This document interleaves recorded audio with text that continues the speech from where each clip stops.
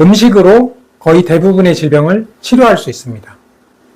우리가 200만 년 진화하는 과정에서 인류는 끊임없이 특정 음식을 허용시켜 왔어요. 음식을 먹어서 영양분으로 만들어 오는 과정이었다는 소리예요.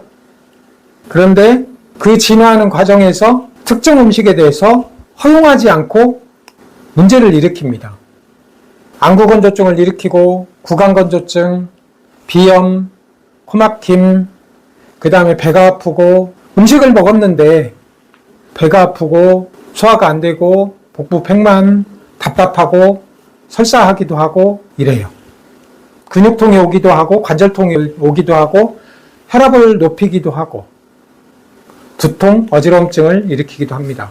그거를 여러분들은 흔히 알레르기라고 생각을 해요. 그런데 실제로 음식 이상 반응은 음식 과민증, 음식 알레르기 이런 게 있는 거예요. 특정 음식에 대해서 과민하다, 글루텐 유당 과당을 아직 허용하지 않는다. 특정 음식에 대해서 땅콩, 꽃게, 오이, 특정 생선, 돼지고기, 닭고기 이런 것에 대해서 알레르기 반응을 일으켜요. 고등어, 통조림, 치즈 이런 걸 먹고 과민증을 일으키기도 합니다. 이런 것은 조금 달라요. 히스타민 과민증. 음식 이상 반응으로 다 나타나는 현상이고요. 우리가 먹은 음식을 허용하면 영양분이 됩니다. 그런데 허용하지 않으면 만성염증이 되고 장에염증이 생기고 장누수가 생기고 비타민, 미네랄이 흡수가 안 돼서 결핍을 일으키고 중금속, 환경호르몬, 곰팡이 독소 이런 것들이 우리 몸 안에 들어오고 박테리아, 바이러스, 칸디다균 이런 것들이 들어와서 문제를 일으킬 수 있는 거예요. 이런 문제의 결과는 만성염증이라는 거예요. 만성염증이 더 진행되면 자가면역 염증이 되는 거고요.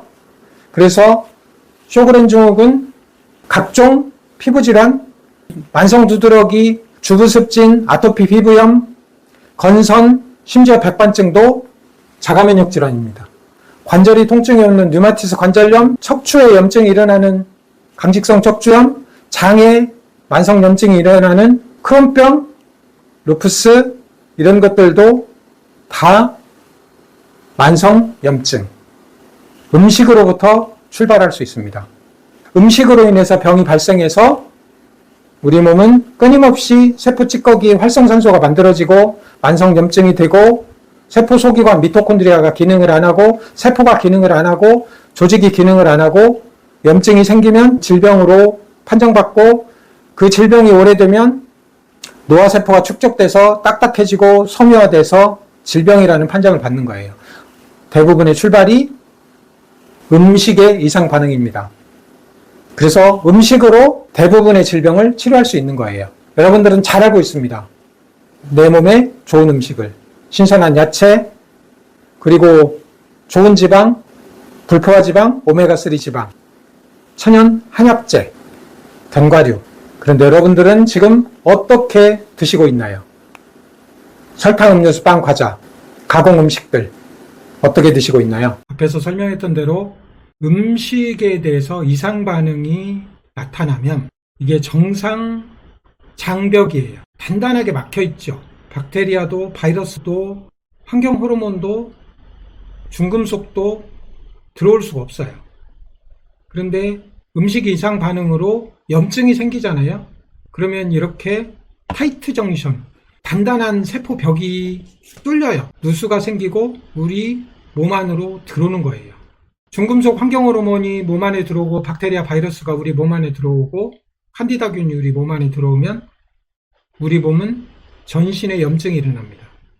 당연히 그 과정에서 비타민, 미네랄이 결핍되고 세포와 조직이 기능을 하지 않아요. 건생병사가 안 된다는 뜻이에요.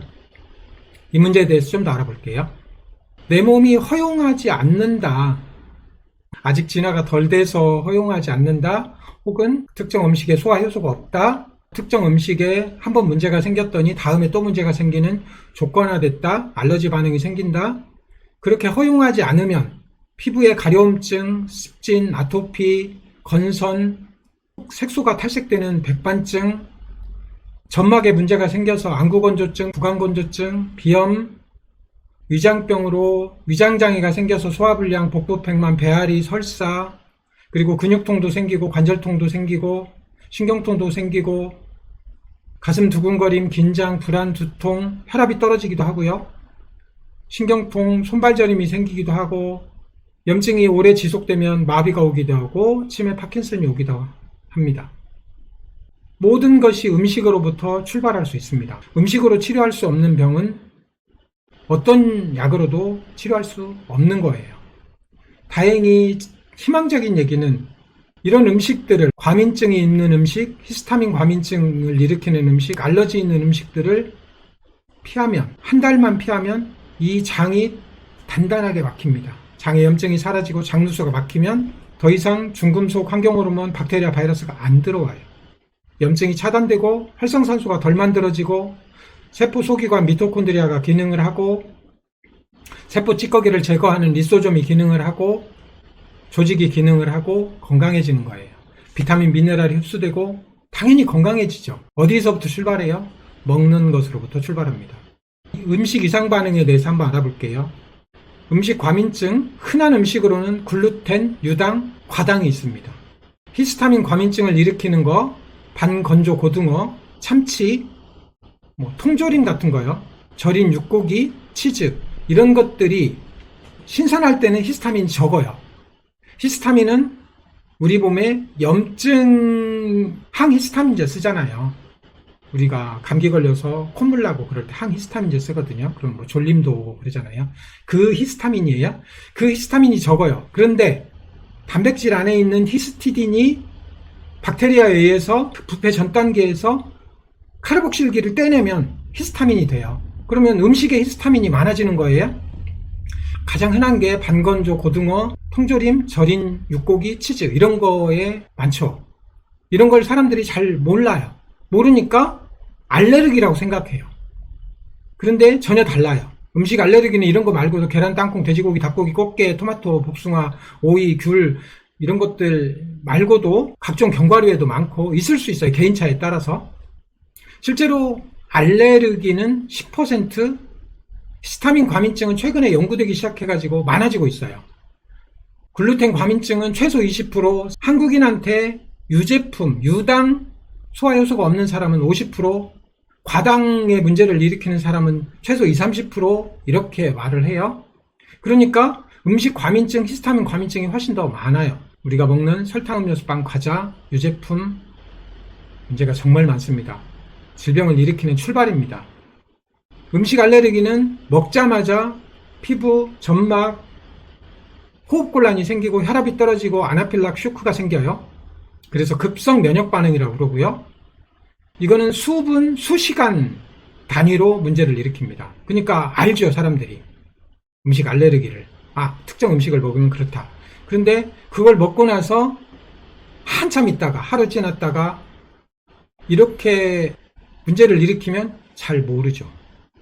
그래서 수일에서 수년, 수시간에서 수일, 수분, 수시간 이렇게 반응을 해요. 증상은 히스타민 과민증, 두드러기, 콧물, 근육통, 두통, 복부팽만, 식중독 증상을 일으키기도 합니다. 그래서 히스타민 중독증으로 사망하기도 해요. 최근에 히스타민 과민증을 경고하는 히스타민 과민증 2011년에 나온 유럽연합에서 나온 자료인데요.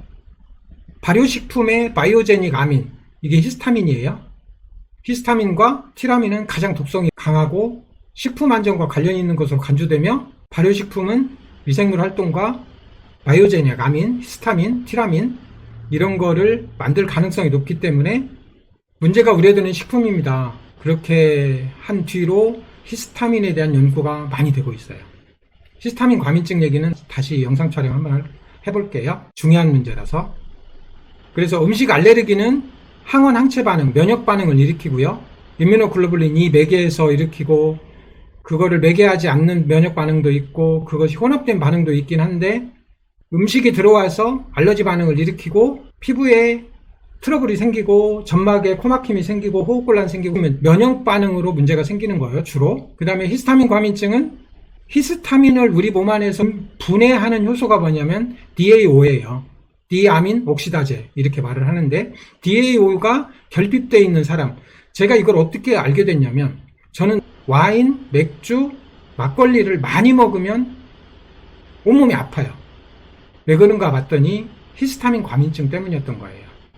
그러니까 DAO가 상대적으로 결핍되어 있어요. 글루텐 문제는 글루텐이 뭐냐면 밀보리에 들어있는 불용성 단백질, 그 단백질이 글리아딘으로 바뀌고 조눌린이 장누수를 일으켜요. 유당은 어떻게 문제를 일으키냐면, 유당 소화효소가 락타제예요.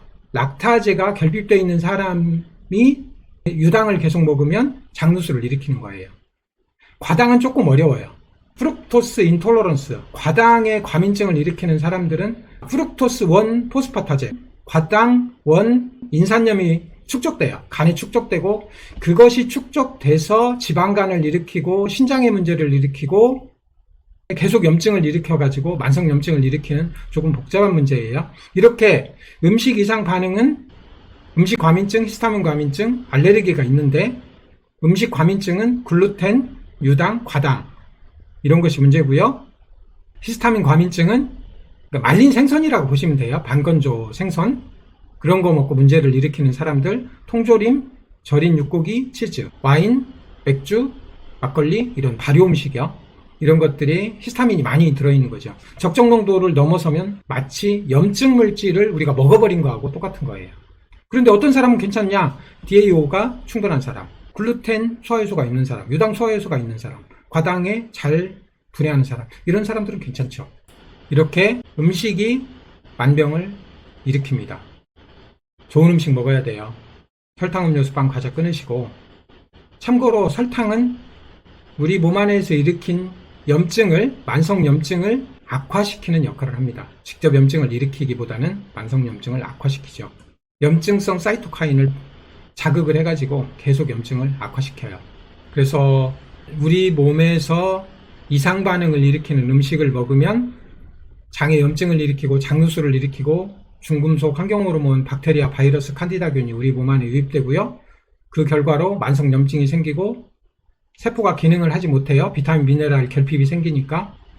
이런 문제를 해결을 하면 일단 4주 안에 우리 몸 안에 염증은 차단됩니다. 그러면 치료의 시작인 거예요. 꼭 한번 해보세요. 내가 지금 호소하는 증상이 무엇이든 관계없습니다. 일단 설탕 음료수, 빵, 과자 끊어보시고, 그 다음에 염증을 제거하는 항산화, 야채, 오메가3 지방, 불포화 지방, 견과류, 그리고 부족할 수 있는 비타민, 미네랄, 결핍을 치료하면 한 달 내에 만성염증, 자가면역 염증은 멈춥니다. 쇼그렌 증상 좋아질 수 있고요. 루푸스 좋아질 수 있고요. 만성 두드러기, 주부습진, 아토피, 건선 좋아질 수 있습니다. 해보세요. 해봐야 압니다. 감사합니다.